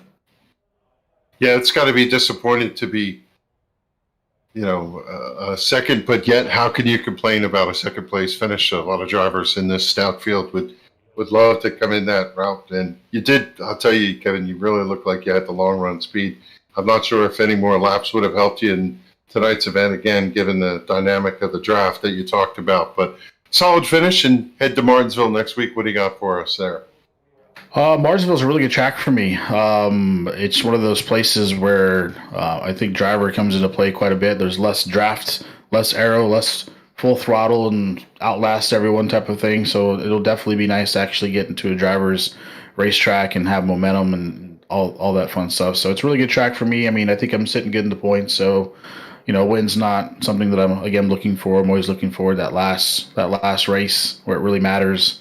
And hopefully there I'll get some draft aspect, and I won't be stuck behind everyone all the time, and maybe get some help there. But yeah, Martinsville's looking good. Even if I have a bad race, I think I'll still be looking good in the points.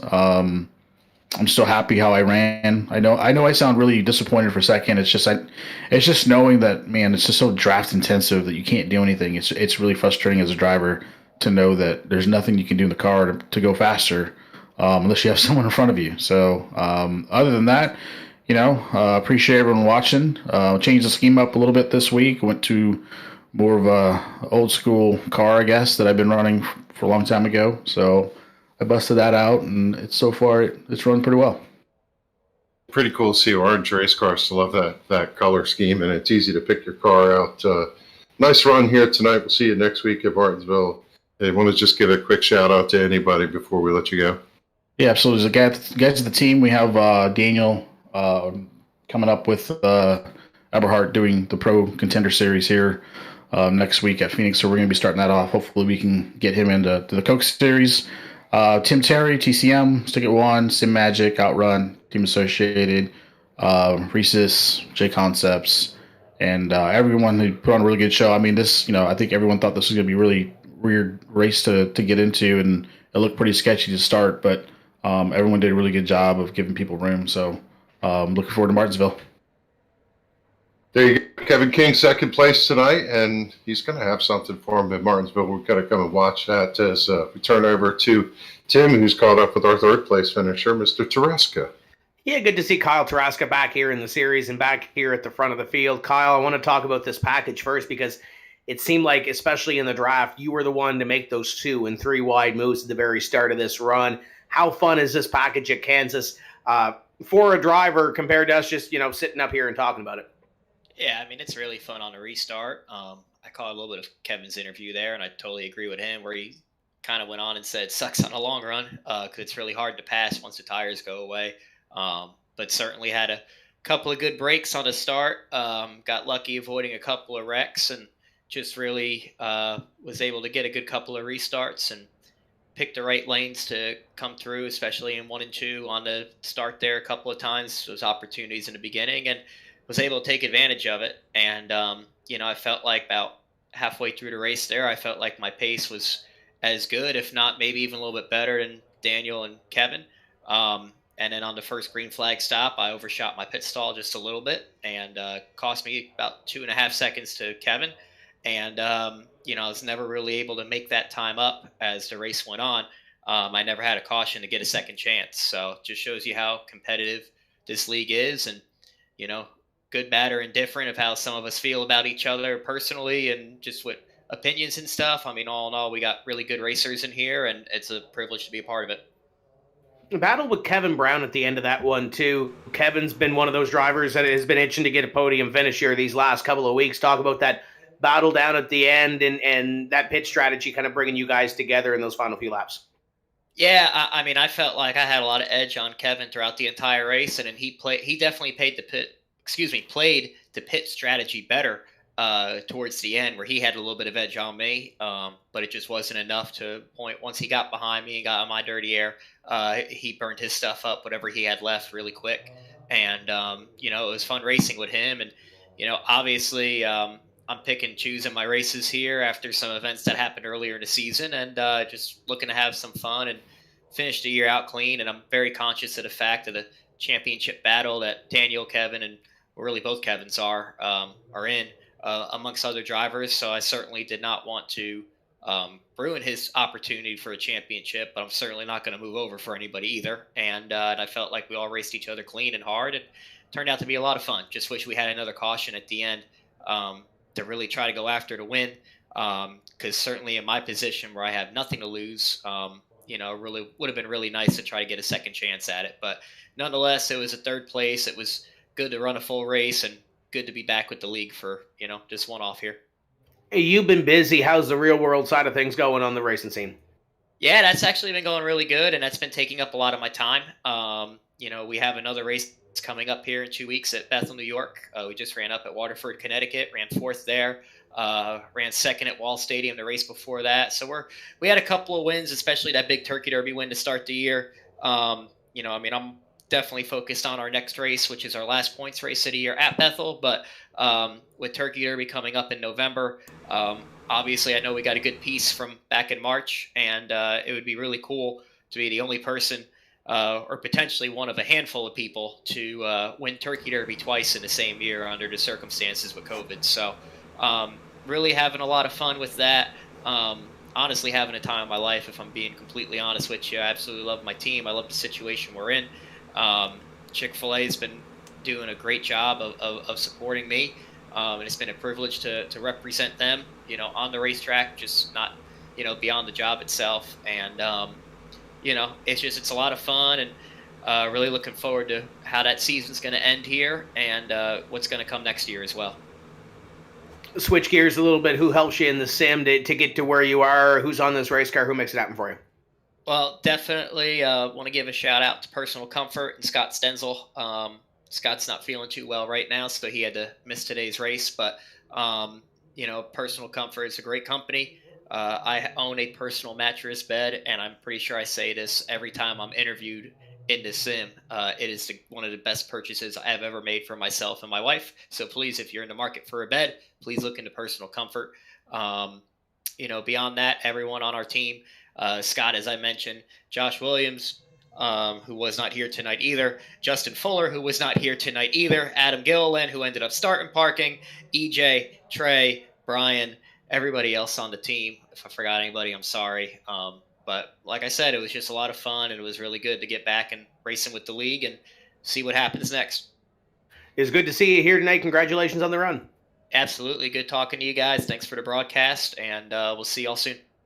That's Kyle Turaska, third place finisher here this evening from Kansas. And Kevin, another great race put on by the Transervice Cup Series, and lots of green flag running at the end of that one. Surprising with the slow start that we had. Good to see it pick up at the end. Little pit strategy. Congratulations to Daniel Falkingham. Sets up well for Martinsville.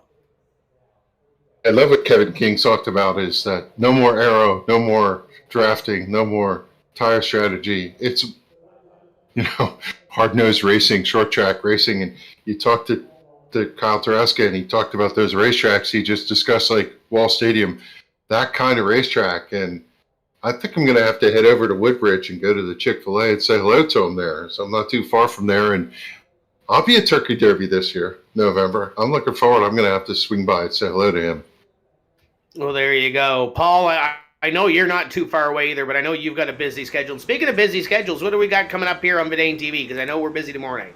Yeah, busy tomorrow night. Neps is back for race number 3, and I got to say, I'm going to end up having to go hook up with Turaska, get that Waterford Speedbowl schedule. The racetrack's 8 minutes from my house, so going to have to swing down there and maybe catch him by the end of the season here. But taking a quick peek, Neps is back tomorrow night. If you have not seen these guys, speaking of real-life racers, every single member of the New England, Pennsylvania iRacing group either races cars, works on cars, works at tracks. Lots of guys from Stafford, Jennerstown, couple of Speedbowl guys in there, Oxford, the Champ, the reigning and defending NEP Series champion. John Peters is trying to defend his championship, having a rough go of it here in season number 3, but still fighting back in a very big way. And we're going to watch those guys do battle tomorrow night at Nashville Fairgrounds the Nashville Fairgrounds racetrack.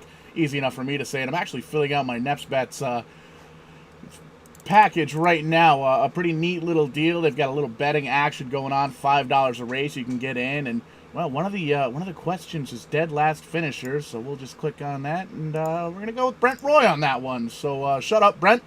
But really looking forward to that Wednesday night, little doubleheader action. Tim's Corner Motorsports bringing us Tim's Corner Live, Loose Lugs Cup Series right after that. Thursday night back with the Multi-League Cup Series. They're going to be getting closer and closer, 2 races to go in their championship playoffs. Very excited for that. And just taking a look at the old Google Calendar, lots of big-time races coming up here in the month of November. The TCM Shootout going to be November 15th, or the week of. The TCM second annual running of the TCM 300 on the 19th, that Friday night. November 22nd, Brian Macklin hosting a very special race, the first annual Branda Mullins Lung Force 250, going to be 100 laps at Daytona.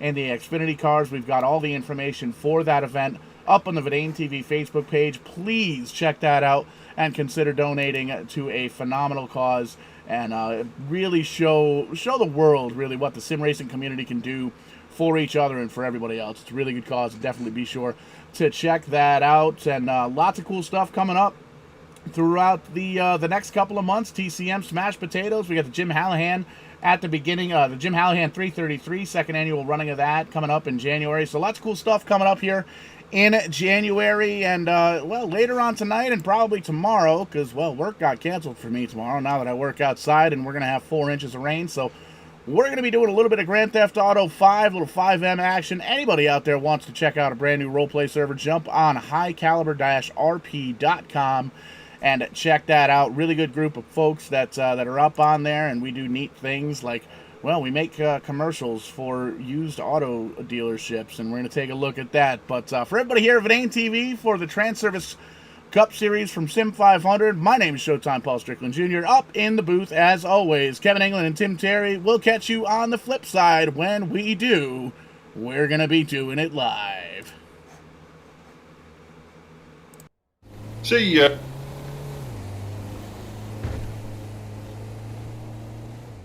Welcome to Larry's Used Car Dealership. Are you trying to find a vehicle that's right for you?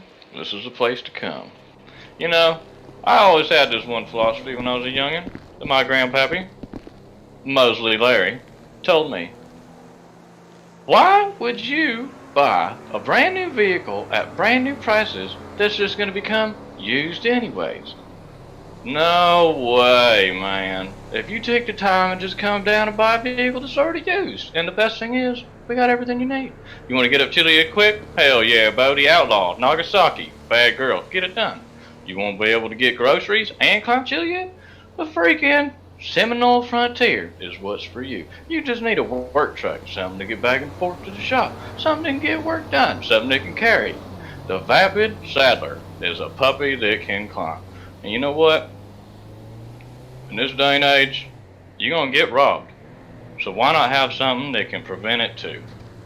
Now, if you're looking for a new used car and you don't have nothing done yet, you come down to Larry's Used Auto, Route 68 at Harmony, or if you don't have time to drive, you can simply call me at 136-713-9579. And don't forget, if you ain't shopping at Larry's, you ain't saving all your dimes.